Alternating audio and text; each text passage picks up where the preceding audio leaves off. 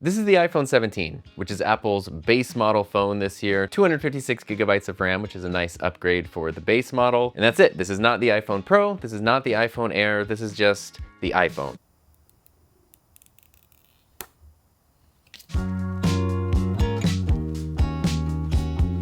Now, I've only had the iPhone 17 for one day at this point, so this part that you're watching right now is kind of my first impression, some initial thoughts that I have, why I decided to get this phone. Then I'll be using this phone for a longer period of time, and I'll kind of report back and share with you what I think. And I'm upgrading from the iPhone 14 Pro, which is sort of a lateral move that I'm gonna get into detail later why I needed this upgrade, but I'm not somebody who gets new phones very often. I have some of my previous still working phones here. I've got the iPhone 3GS from 2009. This is my very first iPhone. I've got the iPhone 4 from 2010 that warranted the upgrade just 1 year later because the 4 it's a good one. I've got the iPhone 6 from 2014, so I had that for several years before getting the iPhone 6. I had an iPhone 8 that I traded in, so I don't have that anymore. And then I had the iPhone XR, which, are you kidding me? This is absolutely the best color of a phone could ever be. I really love this phone.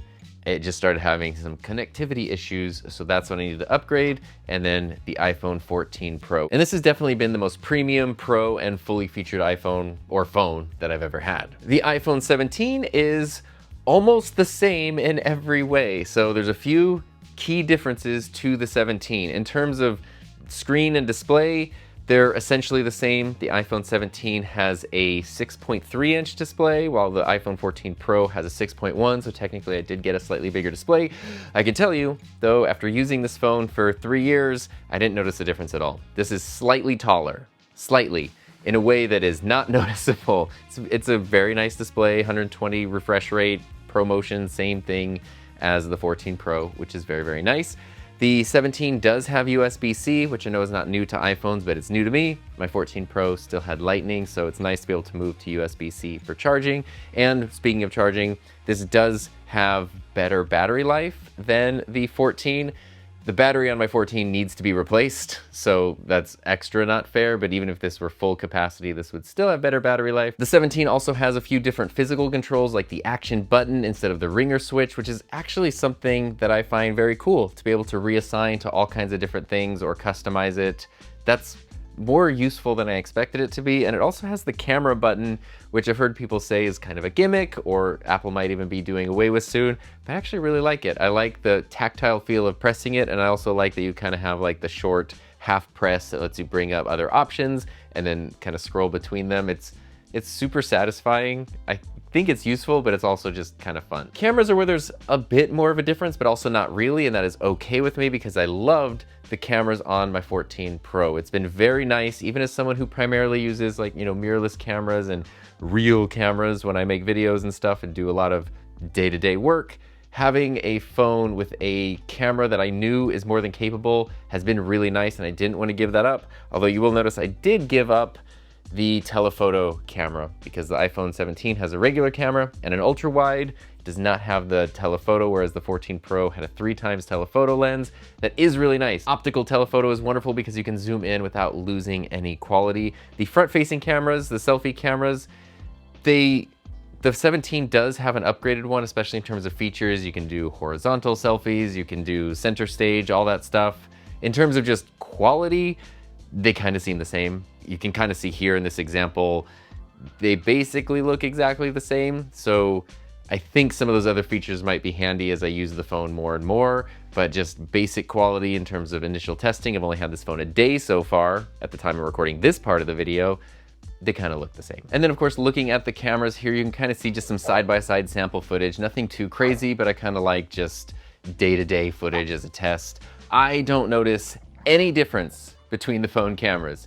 They are set to the exact same settings, and to me, they look exactly the same. Maybe the white balance is shifting slightly differently here or there, but I honestly had to go into the metadata to confirm which phone was which because I really couldn't tell. And again, that's not a problem because I'm going from a Pro phone, even though it's a few years old, to a non-Pro phone. So the fact that they basically have the exact same camera quality, which has been one of my favorite features of this, is super nice. Oh, and the ultra wide camera on here, which is one of my favorites, does have the ability to do 48 megapixels instead of just 12 on here. So there is potentially, it's not always enabled, but potentially more resolution and higher quality ultra wide images on here. I really love having the ultra wide here. And the stabilization stuff seems to be the same, should be about the same. The 17 also does have a newer processor than the 14 Pro. Currently on iOS 26, that's the current one, right? On iOS 26, there's no difference. They both work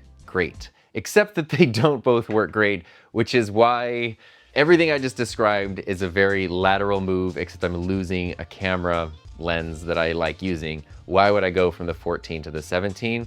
I am not somebody who gets new phones often, like I mentioned. So I thought it'd be helpful to share my perspective as someone who basically only gets a new phone when I need a new phone. The 14 Pro, I have a very interesting case study on this, which is that my wife and I got ours at the exact same time, and we are on the exact same plan.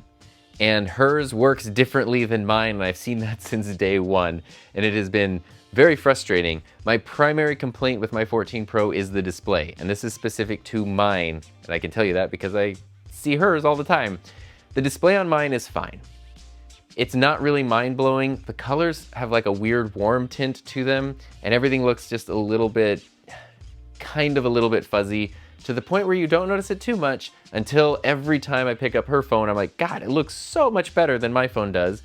That's very frustrating, but it also ties into some other issues with the display, particularly the backlight and the brightness. This phone can get incredibly bright, but it kind of, for the most part, only has like a high, medium, and low setting. I can do the brightness slider, and like sometimes it adjusts, but a lot of times it doesn't really adjust. The auto brightness dimming is like totally backwards, where when it's super bright outside, it likes to go really dim. When it's dim outside, it likes to be the surface of the sun. Like for example, in the morning when it's pretty dark and you're just kind of like checking in real quick to start the day, it is like a spotlight in my face. And then when I go to turn the brightness down, it turns the volume up.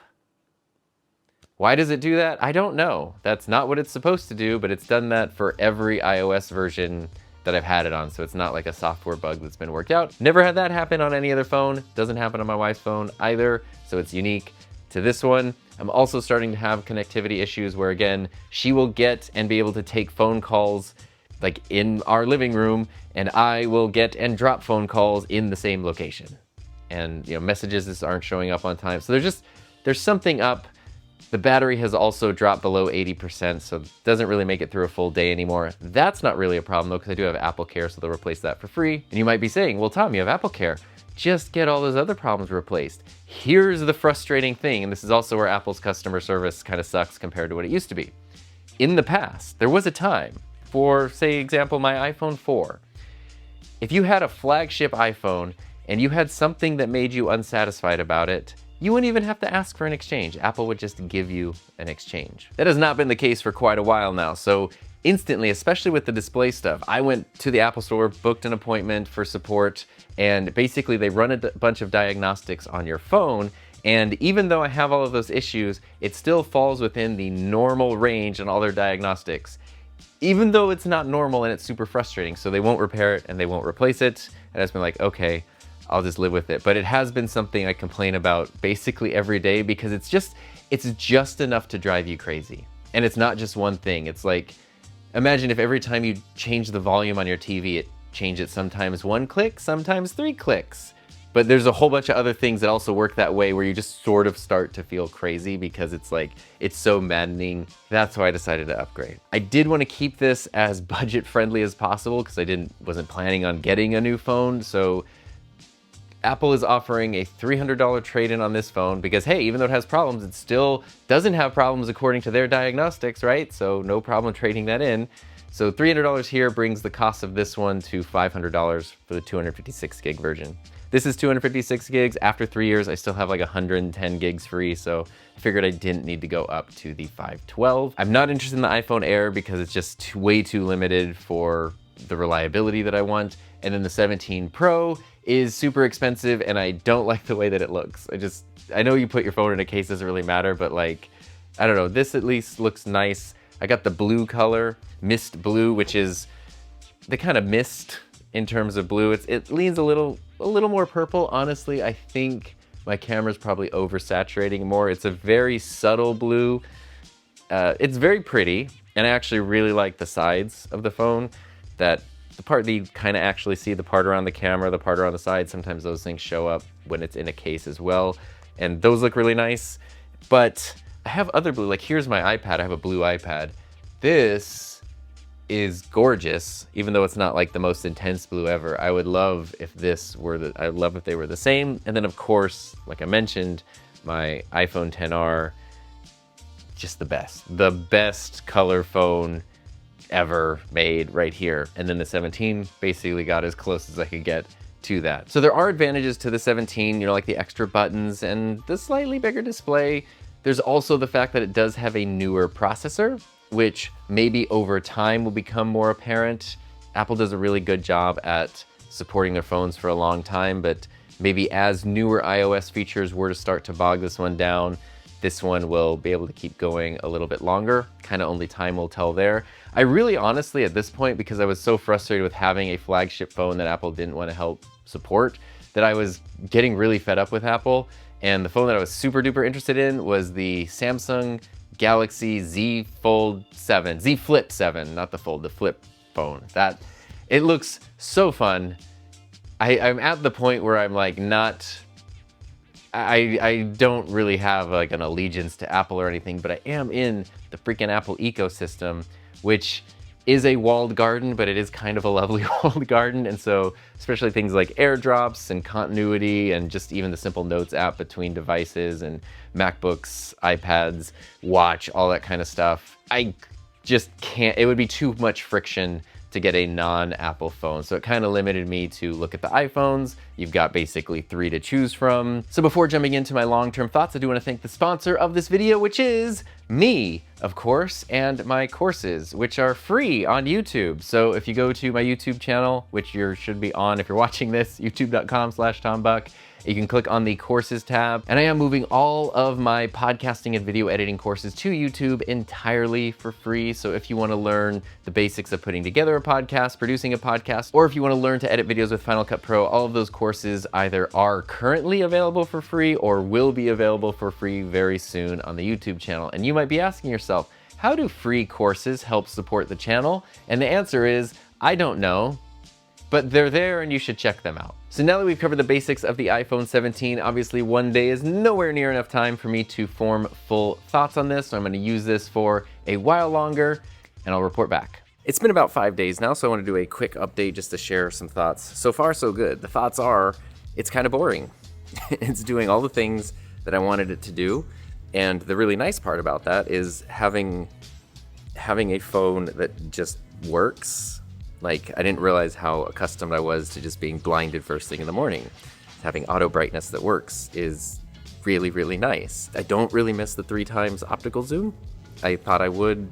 I think if I was going from like 5 to 2, then it would be more of an issue, but so far it's been great. Cameras have worked great. Battery life, I'm finishing the day with above 50% instead of needing to recharge and ending at 20, which is never fun. I was able to find a case. This is the brightest color I could find because this is my little tangent here. It is so hard to find anything that is like a bright, vivid color. This, I'm sure it's looking more saturated than it is in real life on camera. It's a really nice little case, works great, MagSafe, the whole deal, $15. It was supposed to be like the boldest, brightest blue, and it's a very, very pastel-y color. I had to get like safety neon green over here, which is nice. Super high visibility, never lose it. But like, why is everything just dull and not vibrant? And it's just, why can't things be super bright, nice, vibrant colors? I feel like that's like impossible to find. So now it's been raining for the past several days and it never rains here. So I'm taking advantage of that. Listen to the sounds. Anyway, you know what also reigns supreme? The 17. So you might notice I actually do still have my 14. I got the trade-in kit, and so far I haven't been able to bring myself to actually trade it in. Not because I'm not going to be keeping the 17, but just because I'm weirdly sentimental about things, and I don't know, the $300 is very helpful, but it's also like not a lot, and this does have a really good camera. I mean, you saw my collection of previous phones, right? Like, I don't know, it's a fun memento to have. So I'm thinking of hanging on to this. And since it does have a good camera and that still works great, I am trying to think of maybe ways to incorporate it. I don't know, it could be overhead camera for live streams, a cool little NDI camera to use with eCam or something like that. For the 17, it's been basically everything that I was looking for, which is like I said before, it just works and it has continued to just work. It is, what time am I filming this? Almost 1 p.m. and I'm at 84% battery. That's still a big deal to me. I should probably still get the battery fixed in my 14 over there. A couple things that I've sort of noticed just about usability and design is that even though this is lighter weight than the 14, and I like the chunkiness of the 14, this doesn't feel cheap. And I think that's a key thing because sometimes when stuff is lightweight, then it can feel cheap. This does definitely not feel cheap. And then also the back like texture, I guess it's going for stainless steel. I like the stainless steel sides, or aluminum sides. These are aluminum, whatever. The 14 is very pretty, but it's very impractical because those things, I'm surprised mine aren't scratched, but it's been in a case the whole time. They are things that can get scratched very easily, whereas this is significantly, there is a dog that is just losing his mind in the rain. It doesn't rain here often. When it does, everybody, people and animals alike, just don't know how to handle it, myself included. So anyway, what I do know how to handle is this phone, because what I was getting at was the back of it. I guess it's in a case, so it doesn't really matter, but I really do like the build quality. The only design thing I'm not a fan of is, actually do really like the color. It's very pretty. Look at my monitor up there, it looks gorgeous. I do just wish it was a brighter, more vibrant. I kind of like bright colors. I know not everybody does, but put 1 or 2 options out there for the bright color fans like myself. Having USB-C has been really nice, just to know that I can charge this with the same stuff I use to charge everything else. The only current lightning thing left in my world are my AirPods, so that's not too bad. So ultimately, if my iPhone 14 Pro worked perfectly and didn't have, you know, the kind of goofy issues that my one specific phone did, I wouldn't need to upgrade. It wouldn't be worth it. But having a phone, even though they weren't huge issues, just enough to make my day-to-day existence all the more frustrating, this has made my day-to-day existence less frustrating. So performance-wise, compared to the 14 Pro, it seems exactly the same. Obviously, I get a little bit better battery life here, and I lost a camera lens or camera telephoto like I talked about earlier. And the screen's a little bit bigger, which is nice. Like, I don't know, I guess it's nice to get a bigger screen without it really feeling like the device itself is bigger, and in fact, it's a little bit lighter, so hey, that's a pretty nice thing. Also, I mentioned this outside, but now I have it here. This is what the trade-in kit from Apple looks like. If you're wondering, they just send you a box with some return labels, and then the box itself just sort of has like this padded section that you just put your phone in, you seal it up, and then you send it back, and that's how that works. The more the time goes on, being able to trade it in and save money was a huge deciding factor, and like me going like, I'm just gonna get a new phone and trade mine in. But then the sentimental side of me, I don't know, maybe it's the rainy weather. We will see whether or not I trade it in. I think I'm right at the end there, so if I wait another day or two, I don't think I'm gonna be able to trade it in. But the iPhone 17 has been absolutely fantastic, and I do think it is pretty cool that going from a Pro model to a non-Pro model, I noticed nothing, and in fact, it gained, you know, more usability and convenience, which is pretty nifty. I have not used the iPhone 17 Pro outside of like a store situation, like just a demo model or whatever, so I can't really say the huge differences in quality between the 17 and the 17 Pro, but I really do think that for the first time in a long time, you can just get the regular iPhone and save a bit of money instead of the Pro. And there's a lot of pros to not going Pro. And I'm not talking about a GoPro, which is a different thing altogether.